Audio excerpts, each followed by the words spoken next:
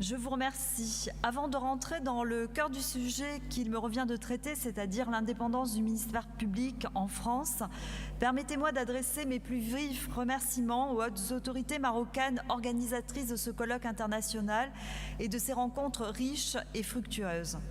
Je les remercie très sincèrement pour la remarquable qualité de leur accueil et pour l'intérêt de ces regards croisés sur ces délicates problématiques que nos systèmes judiciaires ont à connaître.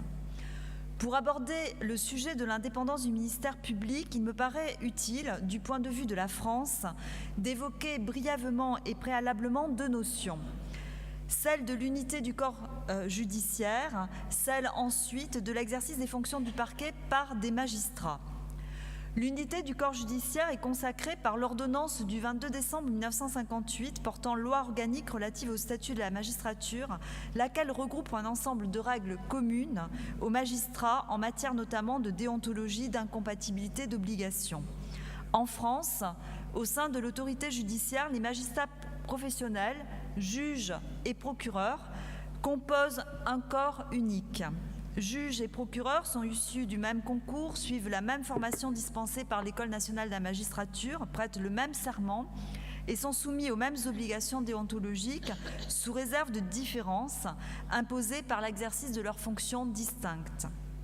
L'unité de ce corps, dont tous les membres sont les garants des libertés individuelles et dont la valeur constitutionnelle est affirmée par le Conseil constitutionnel, de la manière suivante: l'autorité judiciaire qui, en vertu de l'article 66 de la Constitution, assure le respect de la liberté individuelle, comprend à la fois les magistrats du siège et ceux du parquet. L'exercice des fonctions du parquet par des magistrats ne va pas nécessairement de soi et le procureur français n'est pas et peut paraître atypique par rapport à d'autres systèmes judiciaires. Le procureur français n'est pas qu'un organe de poursuite, de partie en charge de l'accusation dans un procès pénal.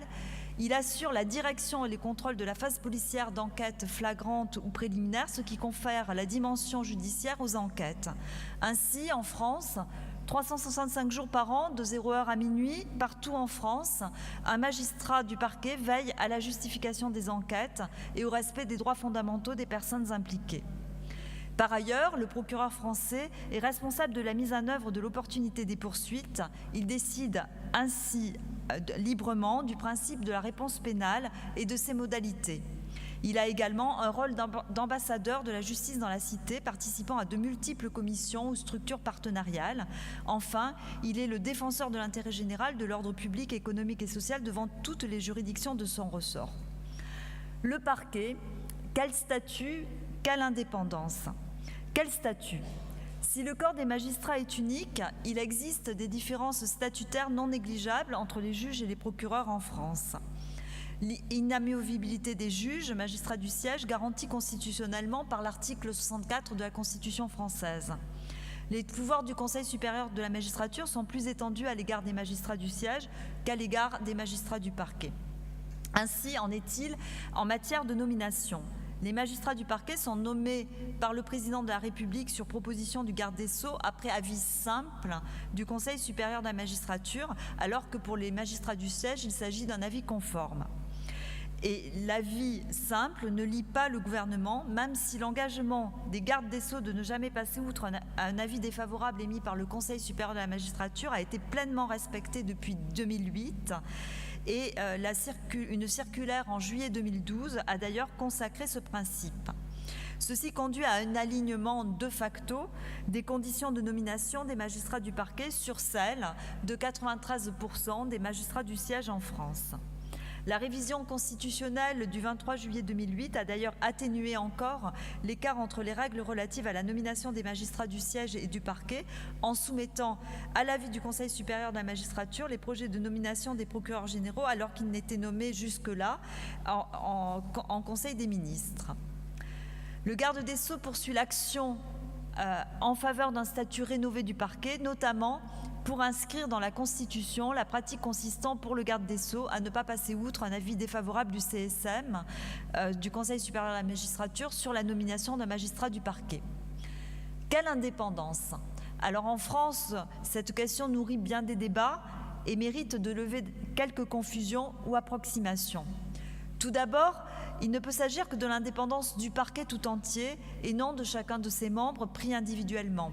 Les principes de hiérarchie et d'indivisibilité du ministère public sont cardinaux car ils garantissent l'égalité des citoyens devant la loi et la cohérence territoriale de l'action. Par ailleurs, le parquet à la française n'entend pas confondre son rôle avec la mission du juge. La Cour européenne des droits de l'homme a jugé que l'autorité judiciaire visée à l'article 5 de la Convention devait, pour autoriser la privation de liberté au-delà d'un certain délai, être un juge stricto sensu et non pas un membre, fût-il magistrat, d'une autorité chargée des poursuites.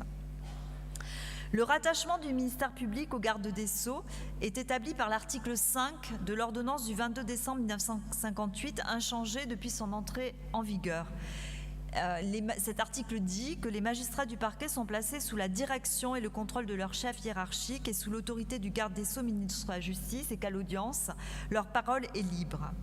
La question de la conformité avec les principes à valeur constitutionnelle de séparation des pouvoirs et d'indépendance de l'autorité judiciaire, de ce lien hiérarchique entre le ministère public français et le pouvoir exécutif, a été soumis au Conseil constitutionnel et très récemment, par une décision du 8 décembre 2017, le Conseil constitutionnel a considéré que les garanties applicables au parquet sont suffisantes pour assurer la conciliation équilibrée entre principe d'indépendance de l'autorité judiciaire et les prérogatives du gouvernement au titre de l'article 20 de la Constitution dans l'édiction et la conduite des politiques publiques.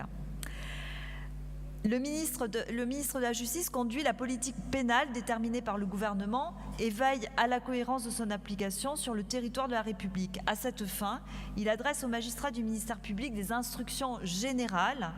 Le principe de ces instructions concourt notamment à garantir l'égalité des citoyens devant la loi en assurant une politique harmonisée sur l'ensemble du territoire. Et le ministre de la Justice publie par ailleurs un rapport annuel sur l'application de la politique pénale déterminée par le gouvernement, transmis au Parlement.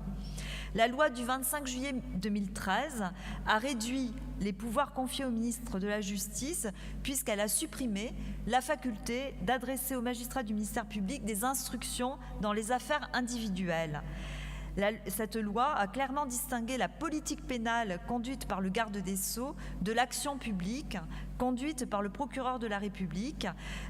Et le procureur de la République exerce seul l'action publique. Il requiert l'application de la loi dans le respect du principe de l'impartialité auquel il est tenu. Enfin, je terminerai cette très brève intervention et présentation du ministère public français par une règle capitale, c'est celle de la liberté de parole à l'audience, qui est énoncée par l'ordonnance statutaire de 1958 ainsi que par le Code de procédure pénale, lequel rappelle que le ministère public est tenu de prendre des réquisitions écrites conformes. Il développe librement les observations orales qu'il croit convenables au bien de la justice. Et cette liberté a été rappelée par un arrêt du 17 janvier 2017 de la Chambre criminelle de la Cour de cassation, considérant que la parole du ministère public était libre et que, parti au procès, il était indépendant dans l'exercice de ses fonctions et avait le droit de dire tout ce qu'il croyait convenable au bien de la justice. Je vous remercie.